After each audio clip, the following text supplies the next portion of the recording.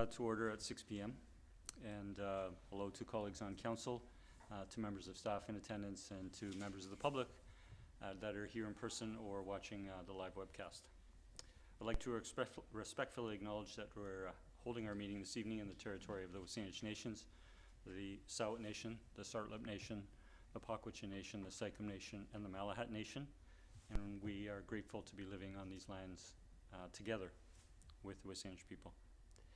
In turning to approval of the agenda, I would look for a mover and seconder that the agenda be approved as presented. Moved by Councillor Duck, seconded by Councillor Burnett. All in favor? Motion carries. Thank you.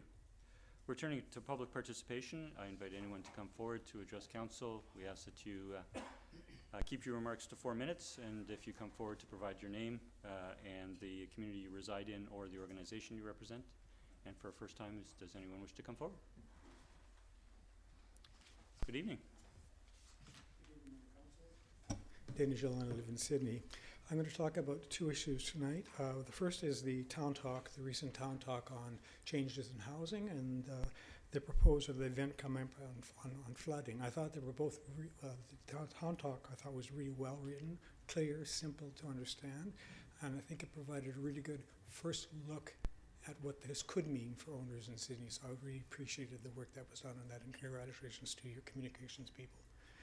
I'm also pleased to see that the town is organizing this event on flooding, and with sea rise level changes and storm surges, I think it's important that citizens know what might happen, and they're better prepared and to take measures that might need to be taken. I don't know how many people have signed up for this thing, but I do hope you get a good turnout. So that's an initiative I was very pleased. I really wanted to just spend a few minutes to talk about the issue of carry forward of unused vacation pay. Normally I wouldn't raise an ACER issue in council, but given the $195,000 budget line to cover the costs for replacing our CAO, it's now in the public domain.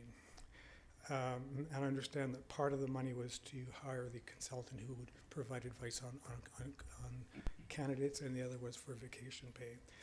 I wrote the town seeking a bit of background information on this issue. I wanted to know whether this was a one-off, whether vacation pay carryover is common practice in the town, just to have a better understanding. And to ask, do we know if this is the case, how much unpaid vacation day is out there, and what it would cost to pay for it, and where would the monies come from? I also want to say before I go forward, I'm in no way being critical about this particular initiative concerning our CEO. He obviously he benefits from the contract he's got, and I'm not at all concerned about that, but I wanted to more talk about the longer term issue of what this means for the town of Sidney, because I think that it raises some policy issues. The town was forced to dip into the reserves to cover this unfunded salary cost. This raises the issue of could those monies be better spent elsewhere? And of course, we know from the council discussion on the day this discussion was raised, that the issue was, what's the policy framework for using the reserve fund? And I think the decision was made that staff should be directed to look at the policy and come back with other options on that. I think that's a good thing. I think the town also needs to look forward at its policy and carry forward of vacation pay. Again, I'm not sure how widespread this is. I believe the practice should be stopped.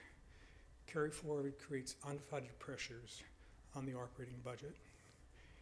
It can be a windfall for some employees whose deferred vacation is based on, I guess, vacation taken over a number of years.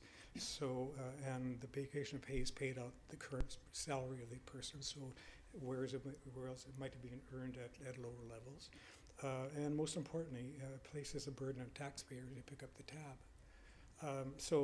I think this issue should be looked at. I think removing carry forward also removes the problem of finding funds for it, and it should be part of the normal operating budget in the HR system. It's transparent, and I think it's good financial management practice. So I wanted to just bring these thoughts to you this evening. Thank you very much. Thank you, Mr. Gelinas, and just a couple of remarks. Thank you we always welcome, positive feedback on our communications, and in particular Town Talk. And with regards to With regards to HR policies, thank you for expressing your views on that. It is an HR policy, and I know the town of Sidney tries to have its HR policies consistent with its history, but also consistent with other municipalities in the region within the province. I won't comment about the HR policy per se. Council does have an opportunity at a future time to consider bringing that forward. I would just comment with regards to the budget implication, and it was a correct comment to say that there was a significant line item for recruiting this year, and a portion of that is with regards to some of those costs, but the majority of the costs, or a significant portion of the costs, are for the recruiting process itself. And Council did have an option. I think the term forced was used. I think Council had the option of, in consideration of the overall budget increase, of the overall tax increase, where we were going to take reserves. I don't think that particular line item in a $20 million budget, or a $25 million budget, or a $40 million budget, taking into account capital projects, was necessarily for that. I realize Council's deliberations spoke to that particular cost when we were making a decision on the tax impact, but I think it should be taken in the context of the overall budget. But again, we appreciate you coming forward this evening. I'll call for a second time anyone wishing to come forward to speak to Council. And for a third and final time, anyone wishing to come forward? Seeing none, I will close the public participation period, and we'll go to 5A, which is bylaw number 2274, which is amendment number 3 to our tree preservation bylaw. And I will turn to Ms. Clary. This is coming to Council for a first time. I'll turn to Ms. Clary to introduce, please. Good evening. This bylaw amendment was first, the idea of it was first brought forward in March 13th, 2023, and Council authorized staff to proceed with the bylaw amendment, bringing it forward for Council's consideration. It also recently came up when a tree removal request was brought forward to Council. So I won't speak too much about that particular item, but this bylaw amendment does include a variety of items. The first one, as mentioned, was the distance from a structure, which was recently discussed in Council. So the decision that was made by Council at that time was incorporated into this bylaw amendment. Staff also reviewed trees close to driveways that are currently more narrow than a typical driveway would be approved, and consider if there's no building permit issued with that driveway widening, allowing that approval be delegated to staff. Currently there's nothing in the bylaw that actually speaks to a tree removal approval on private property if it's required for repair or replacement of a utility. The town often requires tree removals for repair or replacement of utilities. However, there's just no mechanism in the bylaw to allow staff to remove it, to allow staff to approve a tree removal on private property. The bylaw also speaks to allowing staff to approve tree removals if they are identified as invasive species by either the province or the BC Invasive Species Councils. There's other municipalities in the region that include this in their bylaw, and we thought it was prudent to include that. And then the last change that's being recommended is treating hedges slightly different than a regular tree, where if there is a row of 5 or more trees planted within 1.25 meters apart, that is the standard definition that was used throughout the region as a hedge, so that's what we used.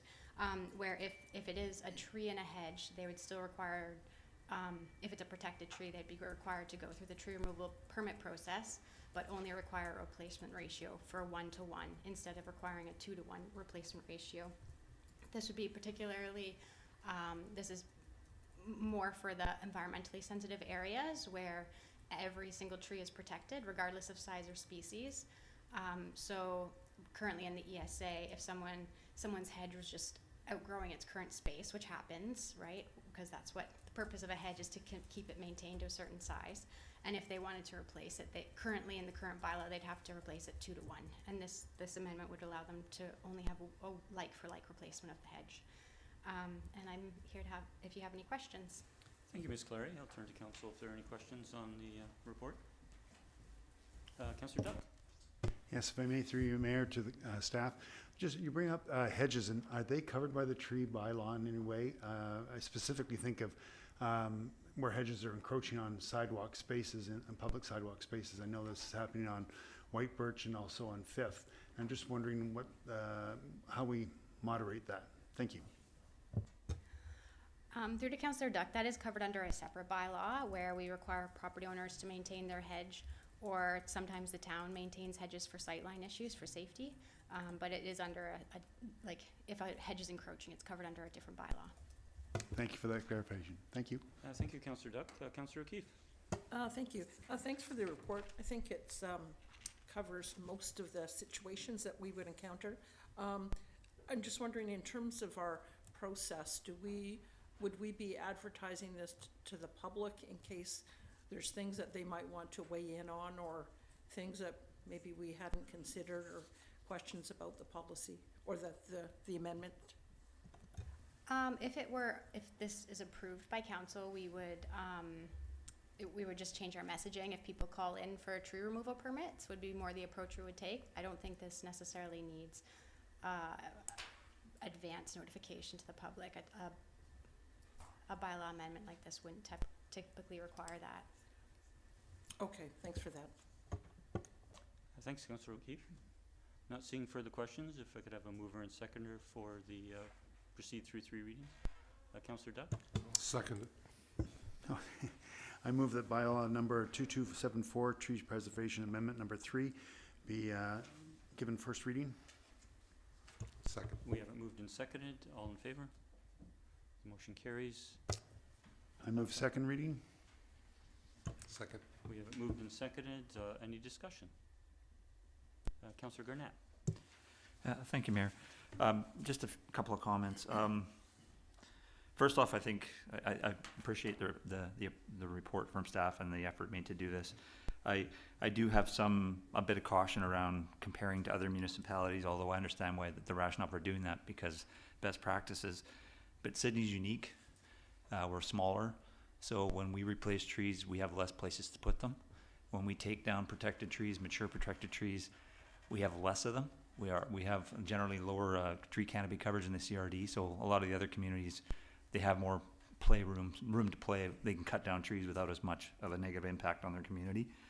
And for me, when I look at it, and I'm looking at the amendments and looking at the actual bylaw, I couldn't help but think that I would actually prefer it be called the Protected Tree Removal and Replacement Bylaw, because to me, when I read it, it doesn't actually speak as a tree preservation bylaw. We discuss the trees based on species and size that we're going to protect, and then we go into a myriad amount of ways where they can be replaced or removed and then replaced, and how many they can be replaced for. So it just seems odd for me, particularly. I agree with most of what's in the amendment. There are a couple that I do struggle with. The driveway construction, especially when under distance from structure, it's mentioned that conversely damage to less critical elements like driveways might justify retaining the tree, and then we speak to driveway construction, narrow driveways, trees growing, and I guess the potential damage that could cause, and it seems contradictory to me. And it's not lost on me that we're talking about wider driveways to provide room for bigger cars and more cars, which are actually causing the GHG emissions in our community in terms of climate change, and removing the very thing that helps combat that. And to me, it just seems counterintuitive, and I really, really struggle with that on an overall perspective. And as far as the hedges go, I guess the whole premise is based on the fact that whether a tree's planted as hedges. And I guess when I see a definition of trees as a hedge, for me, it kind of minimizes the importance and value of the tree has in our community. And we have no way of knowing in many cases, because these are larger trees by this point, whether the initial homeowner planted them as a hedge or whether they just planted them in trees and were misinformed on how far apart they should have planted them. So it becomes a situation where you're trying to look back in time, was this actually a hedge? And I think by comparison, if you went into a forest and you saw 5 or 6 trees in a row, 4 feet apart, which could happen based on where seeds fall and germinate, would you walk in and go, what a lovely hedge? No, you'd say this is a lovely forest with trees. So I really struggle with that particular definition. And I understand why it's in here, and I understand why the rationale for it, but those two aspects of the amendment caused me pause on moving forward with it. Thank you, Mayor. Thank you, Councillor Garnett, for your remarks. Any further discussion, Councillor O'Keefe? Thank you. I'm supportive of this. I think, you know, I think this will help save time. We've spent a lot of time over the last few years looking at applications to have trees come down. I think staff have got a good sense of where we want to go, of the importance of preserving trees, but the reality is, it's sometimes they're just, you know, they grow, they get too big to driveways and houses, and so it makes sense to proceed in this way and to delegate this to staff. The only one thing that I would have liked is that we were able to at least advertise this, not like a formal public notice, but at least through social media to let people know about the proposed amendments and invite comment.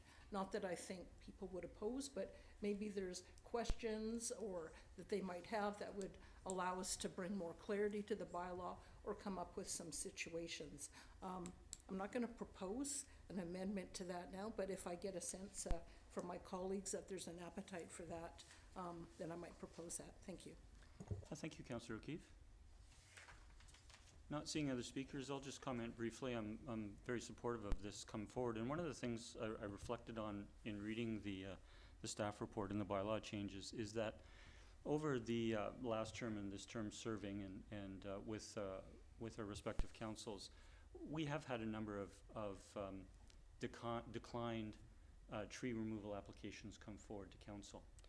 And in many cases, I've found it a challenge because we're weighing the information that staff have been provided, that a third-party consultant may have provided, and we're doing this on a very infrequent basis in the scheme of things. However, our staff, on a day-to-day basis, are dealing with tree removal requests or protection, all of the guidelines under our tree preservation bylaw.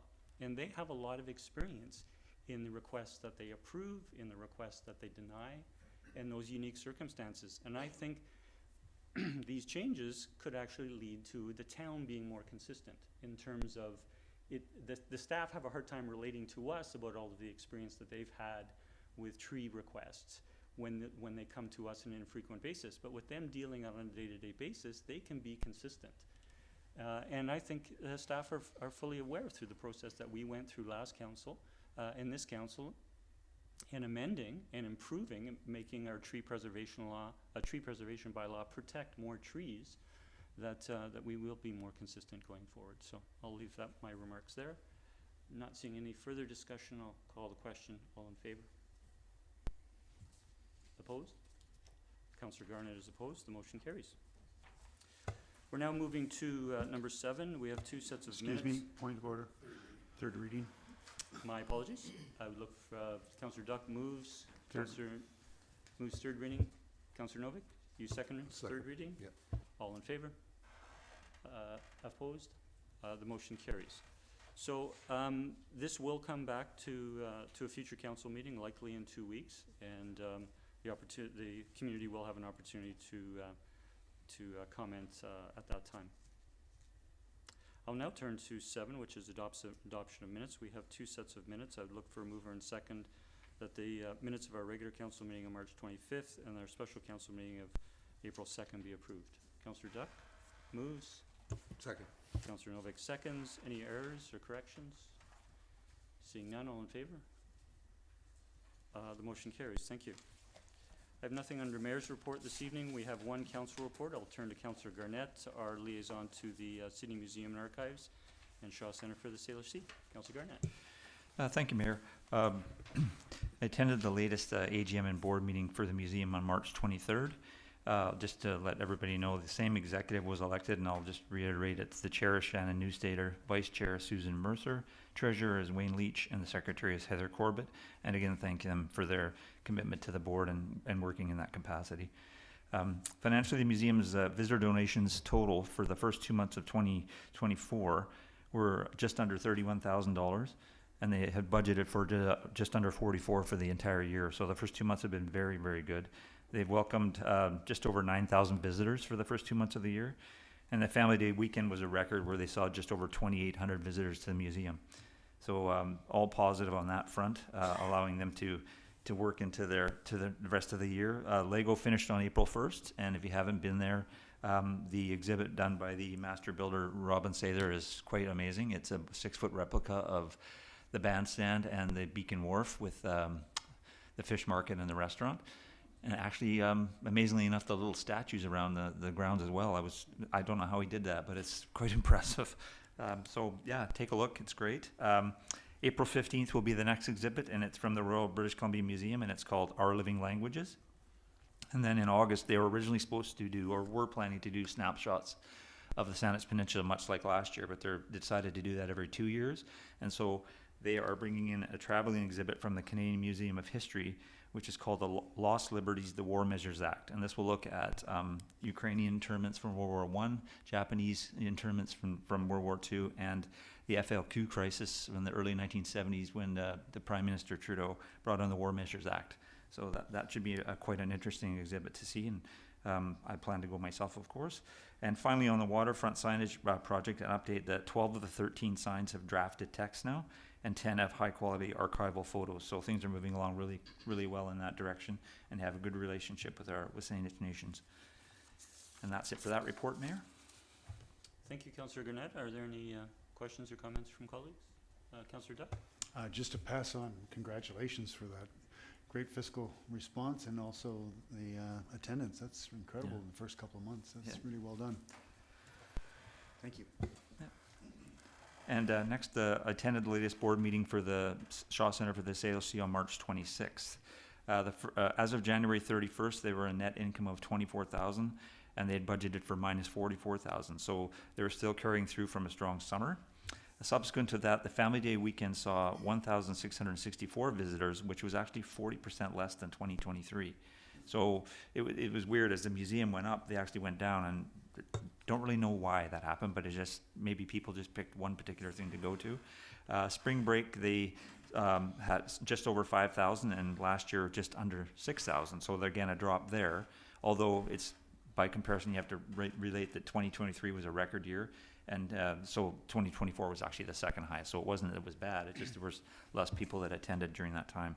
But based on the strong summer, they're still forecasting a break-even year, and they will dip into their capital reserve for approximately $25,000 of capital work that they're going to do.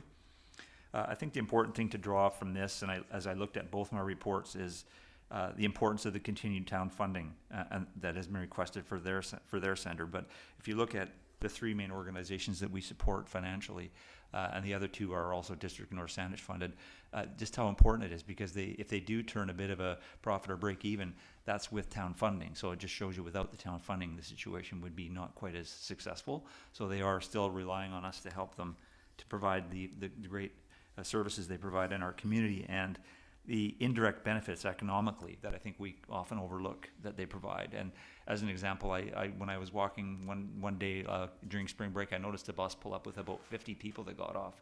And I mean, I'm just making an assumption on my part, but I don't think they're going to get right back on the bus after the tour. They probably go to stores in Sidney, go to groceries, go to restaurants. So there is that offspring for the rest of our business community. Tanner, the giant Pacific octopus, was released last Thursday in Ukulele and apparently did really well. They have a new octopus named Ace, and apparently this one's really big, so it's only going to be there for a short time. So until they get one that's more size appropriate for the space that it has. But they wanted to at least have a continuity of having an octopus in the facility. As a reminder, the Drawing Connections exhibit is continuing, has been well received. If you haven't been, I would recommend you go. They've done a really good job of turning it around and having a really nice space there. Councillor Duck and I were there at the same time, and I believe the mayor was there as well. And it was just... it's a really good attachment and showing our region through photography and art, and it's amazing what the group of 8 they call themselves have done and accomplished. And the last thing I want to touch on is that to let people know if they want to plan ahead of time, that on Sunday, June 2nd at Beacon Park, there will be an event for Ocean Day, and that's part of World Oceans Week. And last year throughout the day there was approximately 1,000 people that attended. And having been there, it was really well received. It's really educational. There's activities for children and everybody alike, and was really well put on. And I didn't hear anything negative about it, so apparently it was really, really well enjoyed. So that's it for me, Mayor. Thank you. Thank you, Councillor Garnett. Any comments or questions from colleagues? Councillor Duck. Just like to add, not only in that exhibit is there good things to see, there's also interesting things to hear. And I throw out the challenge of anyone going down there to see how many of the bird calls they can recognize that are local bird calls. It's kind of fun. Thank you. Thank you, Councillor Duck. And thank you again, Councillor Garnett, for those two positive reports. We're turning to number 12, committee reports, and we have the Saanich Peninsula Accessibility Advisory Committee and the minutes from their March 28th meeting. We're receiving those on our agenda this evening. We don't require a motion. And I will turn to Councillor O'Keefe, our council representative on that committee, to read in the recommendation. Sure. Thank you, Mayor. If it's all right, I'll comment first on a few highlights from the meeting and then read in the recommendation. So at the meeting, the committee dealt with a couple of requests from Sidney and North Saanich to provide support for the proposal from both municipalities to use their $25,000 accessibility grant from the province to do staff training and awareness, which is one of the items that was identified in our accessibility plan and for North Saanich as well. So that was strongly supported by all committee members. And I understand there's collaboration between the three municipalities on that training and comparing of notes and approaches. So that's a good thing. Also, the committee was asked by the Victoria Airport Authority to for SPAC members to participate and provide feedback in a forum that they are having to create their own accessibility plan. So a couple of the SPAC members will participate in that. In addition, the Sandown Center came to the committee to seek feedback on plans that they have to make their community garden plots more accessible. And so committee members were able to provide some input on that. One thing that did come up was it was encouraging to see different community groups coming, paying more attention to accessibility and coming forward to the committee for advice and recommendations. And the question was raised as to whether it's in the terms of reference for this, what is a municipal committee to accept referrals or provide advice to other organizations. And it apparently is.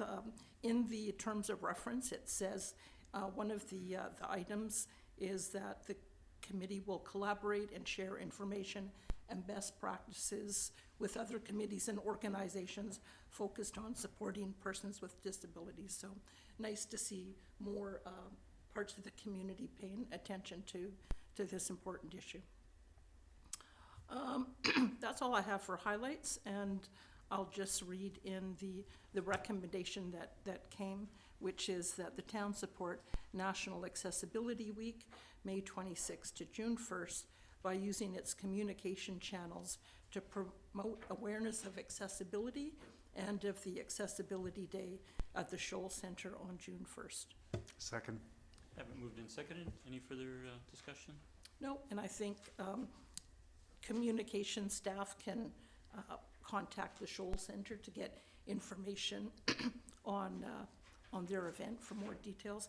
And I think in the minutes there was some suggestions of things that staff might use when they're talking about accessibility on social media for that week. Thank you. Thank you. Seeing no further discussion, I'll call the question. All in favor? The motion carries. Thank you. And we're now turning to item 12B, which is the minutes from our committee of the whole meeting on April the 2nd. We're receiving those minutes on our agenda this evening. Are there any corrections? Seeing none, we'll move, and I'll turn to Councillor Novick, who chaired our committee of the whole meeting, to read in the two recommendations. Councillor Novick. Thank you, Mr. Mayor. The first recommendation is regarding development variance permit application number DV 100353 for 10222/10224 Rest Haven Drive to reduce minimum setback for heat pumps in order to allow 2 new heat pumps at a 2-family dwelling. The recommendation, and I so move, that owners and tenants in occupation of property within 75 meters, 246 feet of 10222 and 10224 Rest Haven Drive be notified regarding development variance application number DV100353 to reduce the required minimum interior side setback in order to allow 2 heat pumps, and that any written correspondence received be forwarded to council at the time of consideration of approval of the variance. Second. We have it moved and seconded. Any discussion? Quite a mouthful there. Seeing none, I'll call the question. All in favor? Motion carries unanimous. Thank you. Councillor Novak. Thank you, Mr. Mayor. And recommendation number 2 is regarding sponsorship policy AD022. And the recommendation is, and I so move, that policy AD022 sponsorships be referred to the council meeting on April 22nd, 2024, following additional consultation with other organizations. Second. We have that moved and seconded. Any discussion? Seeing none, all in favor? That motion carries unanimous. Thank you, Councillor Novak. We're turning to staff reports, and the first under 13A is the Beacon Roundabout release of liability for the VAA. I'll turn to Mr. Hissick for an introduction, please. Thank you, Mr. Mayor. This is to deal with the release of a long-standing liability of the Victoria Airport Authority in recognition of their significant contributions to the Beacon West Roundabout project. This commitment goes back to the late 1990s when Beacon West was originally built to connect McDonald Park Road and open up the airport development lands. This has generated significant revenues to both the VAA and the town. So the VAA agreed to take on 40% of the cost of the new roundabout, which ended up as a contribution of just over $1 million once the town obtained a large grant for the project. Early in the planning for the project, when the costs were anticipated to escalate from $5.3 million to what ended up at a budget of $7.6 million, the VAA generously decided to waive its project management fees to ease the financial burden on the project. These fees were projected to be in the range of $340,000. So direct third-party project management costs are now projected at about $90,000, and these are not being charged to the project. That's in addition to internal project management costs, which are also not being charged. So in light of the VAA's financial commitments to the project, staff believe it's reasonable to consider their long-standing liability to have been satisfied.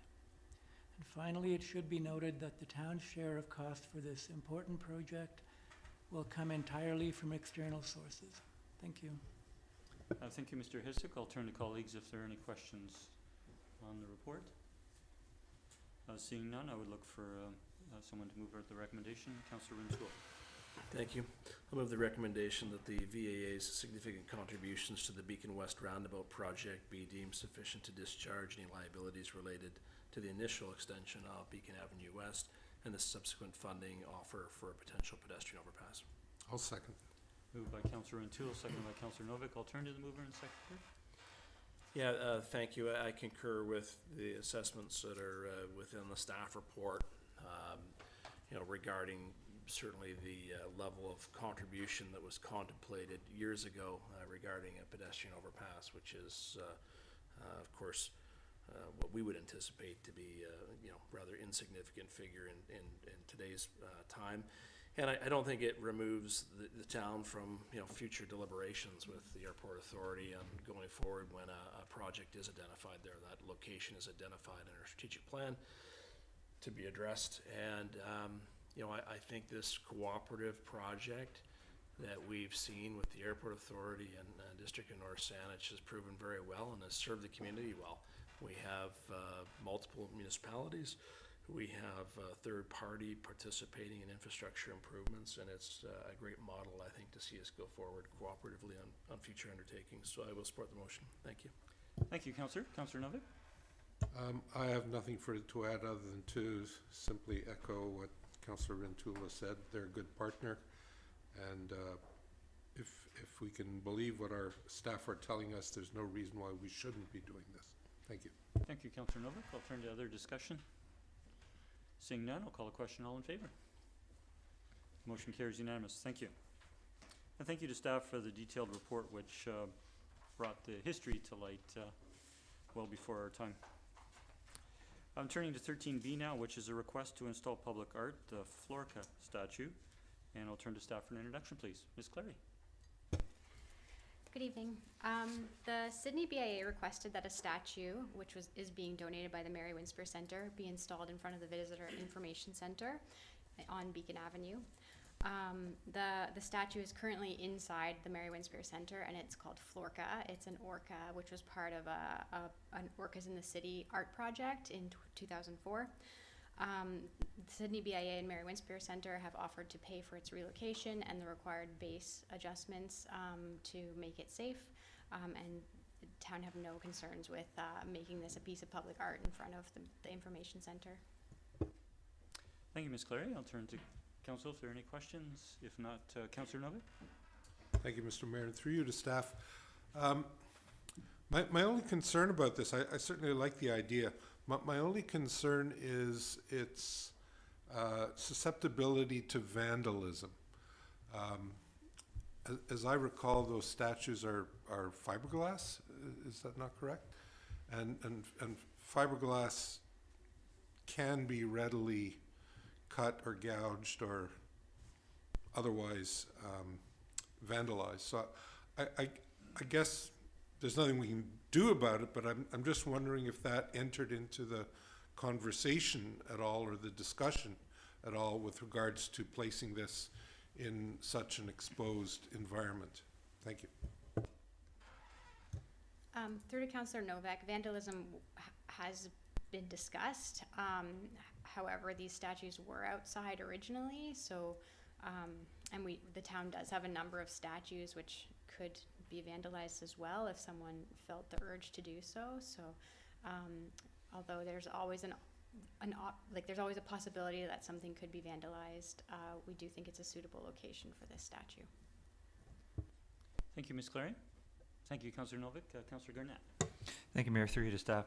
Just as a way to possibly potentially mitigate that, is there any potentiality for putting sort of maybe a nighttime spotlight on it to increase visibility? Through to Councillor Garnett, we could look into that and see if there's existing power on the info center that could be used for that. Thank you. Thank you, Councillor. Seeing no further discussion, now I'll look for a mover of the recommendation. Councillor O'Keefe. Sure, I'll move the recommendation that council approve the request to install the statue Florca in front of the Sidney Visitor Information Centre, and that the town accept ownership of the statue. Second. Moved and seconded. Any discussion? Seeing none, all in favor? The motion carries unanimous. Thank you.